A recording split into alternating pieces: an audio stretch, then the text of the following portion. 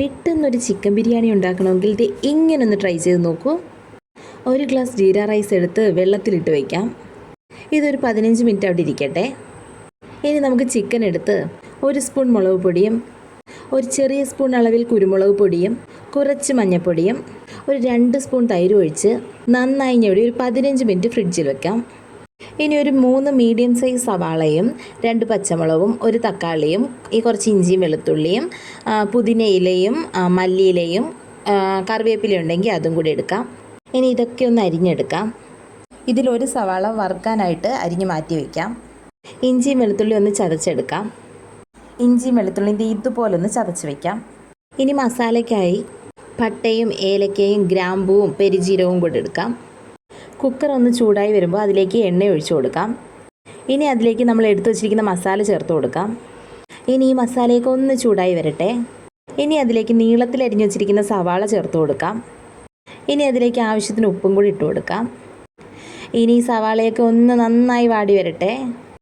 ഇപ്പോൾ സവാളയൊക്കെ നന്നായി വാടി വന്നിട്ടുണ്ട്. ഇതിലേക്ക് ഒരു 1/4 സ്പൂൺ മുളക് പൊടിയും നീളത്തിൽ അരിഞ്ഞു വച്ചിരിക്കുന്ന പച്ചമുളകും കൂടെ ചേർത്ത് കൊടുക്കാം.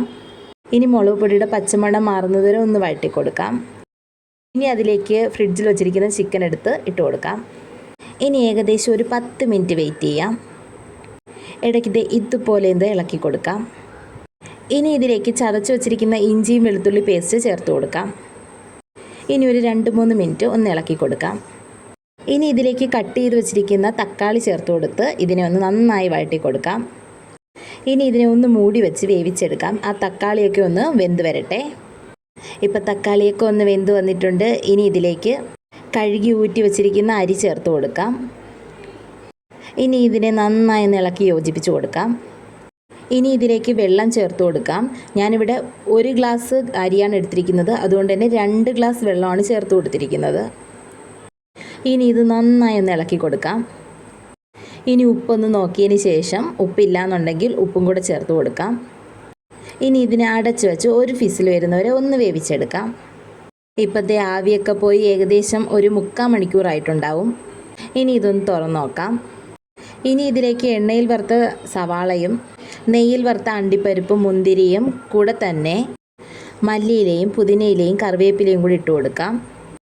കൂടെ 1 സ്പൂൺ അളവിൽ നെയ്യ് കൂടി ചേർത്ത് കൊടുക്കാം. ഈ സമയത്ത് ബിരിയാണി എസൻസ് ഉണ്ടെങ്കിൽ അതുകൂടെ ആഡ് ചെയ്യാം. ഇനി ഇതിനെ ഒരു 1/2 മണിക്കൂർ കൂടി ഒന്ന് അടച്ച് മാറ്റി വെച്ചേക്കാം. ഇപ്പോൾ നമ്മുടെ ബിരിയാണിയൊക്കെ നന്നായി വെന്ത് വന്നിട്ടുണ്ട്. ഇത്രയേ ഉള്ളൂ. എല്ലാവരും ഒന്ന് ട്രൈ ചെയ്ത് നോക്കേ. അപ്പോഴേ ചാനൽ ഇഷ്ടപ്പെട്ട ഒന്ന് ലൈക്ക് ചെയ്ത് സബ്സ്ക്രൈബ് ചെയ്യണേ. അപ്പോൾ ശരി, പിന്നെ കാണാം. ബൈ.